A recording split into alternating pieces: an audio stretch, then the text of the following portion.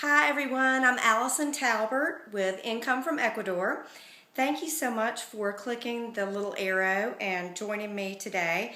I decided that I would go ahead and get on the bandwagon with the whole video newsletter thing.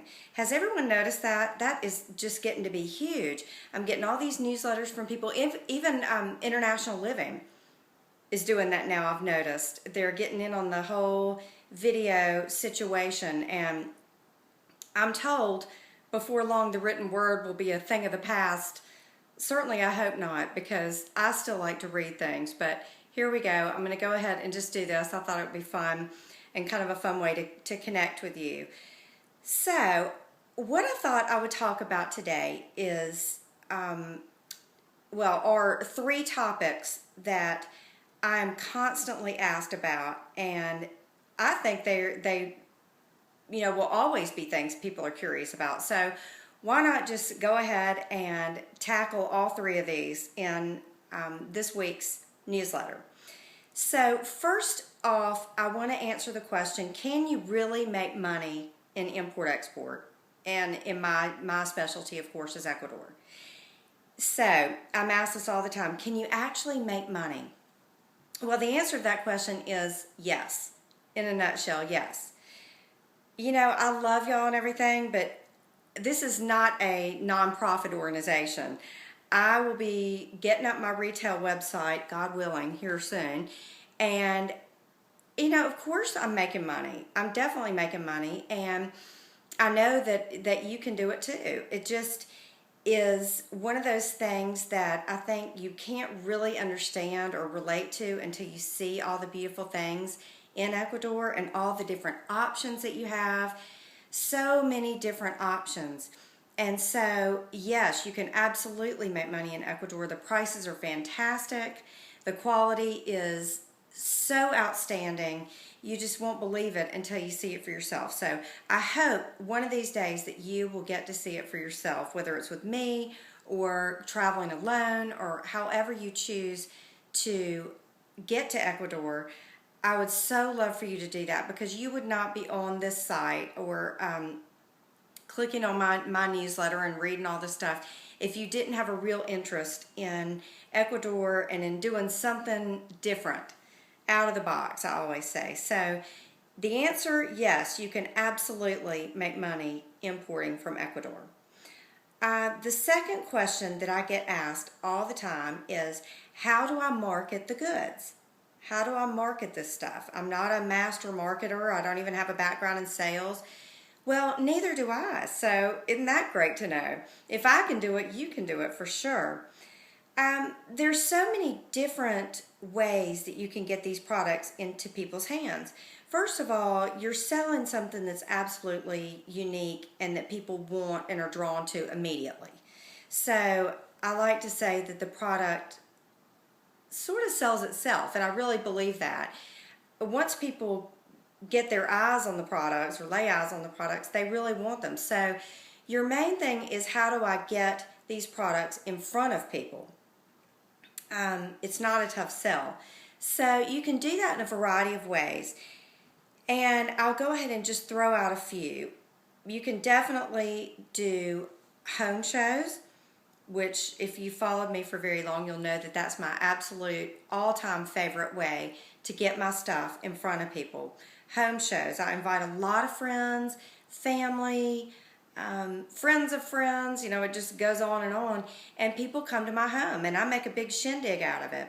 But it can be as simple as coffee and inviting people over to see what you've got, and believe me, the word will spread. It really will. So that's a great way to get your stuff in front of people. Some people will say to me, I'm an introvert. I really don't like sales. I love the stuff, but I don't want to get involved in a situation where I have to be salesy. Well, in that case, a great thing to do is to take your stuff to boutiques. Local boutiques are always looking for new, unique, beautiful finds. And go ahead, this is an example. Take your stuff to a boutique owner and say, I've got this fabulous stuff. I'd love to display it in your store on a consignment basis. So it won't cost you anything. If it sells, we'll split the commission and come up with a reasonable commission structure and give the person their cut and you take yours and go home. That's a great way to get your stuff out and sort of get some buzz about your products, because that's the main thing, is just to let people see what you've got, get some exposure. And once you do that and you'll start getting traction, people will be on the lookout for your stuff, especially locally. Another way, if you're more introverted or you kind of don't want to invite all your friends over to your house, which I understand, by the way. I went through a really rough period right when I first got back. I was from the first trip, I was really hesitant to invite my friends to my house because I didn't want to make them feel obligated, like they had to buy something from me. I just wanted them to come and see my stuff, and to be honest with you, I wanted them to buy stuff, but it was fine with me if they didn't. So anyway, I got over that really quickly once they came and bought all my stuff. So anyway, keep that in mind, that is kind of sometimes a painful process, that first little push into doing it. But then once you do, you're kind of over it, and people are going to be asking you when you're doing another show.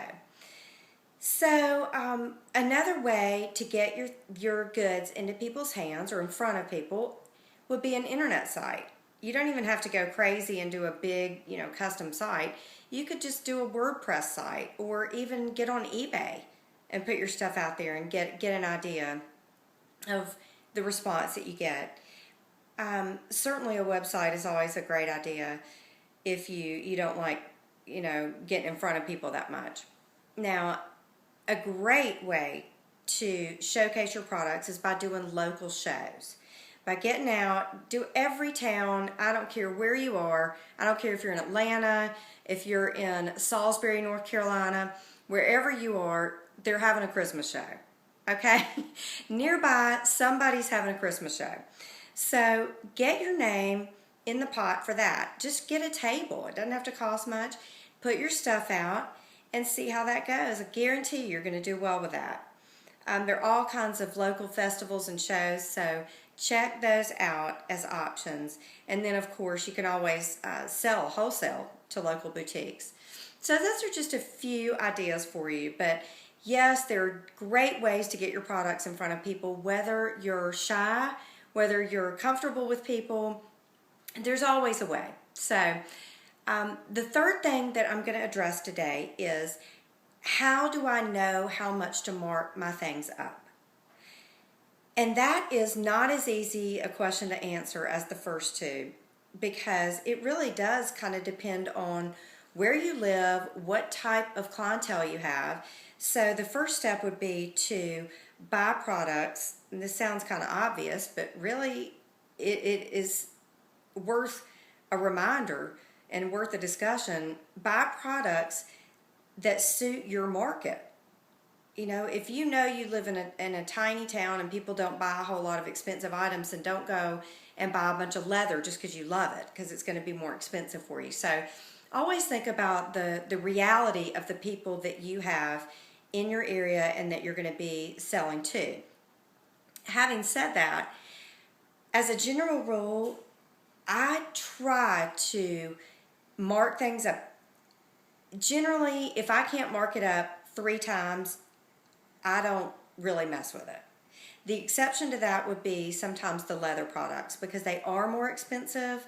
You may have to do a double markup on that, 200% rather than marking it way up, 300% or more. So, that's just going to depend on where you are. Certainly if you're in a major metropolitan area, you can mark your leather up 3 times or more. So it really is going to depend on where you are, but generally, if you can't do it 3 times, realistically, it's not worth it. You can get so many products in Ecuador that you can mark up, seriously, I would say 10% or 10 times, 12 times more. The bracelets, the Tagua bracelets are really, really great and are an item that people love and that you can mark up quite a bit. The alpaca blankets, same thing. If you buy those for $10 or $11, you can mark those up to $65, for example. That's what I do, if not more. So I don't mind sharing with you some of those prices because I hope that you're going to get out one of these days and get yourself to Ecuador and see what all's available for yourself. So anyway, I hope this first little experiment will be successful and you'll get something out of this video. But anyway, it's been a pleasure for me, and I'll see you soon. Bye.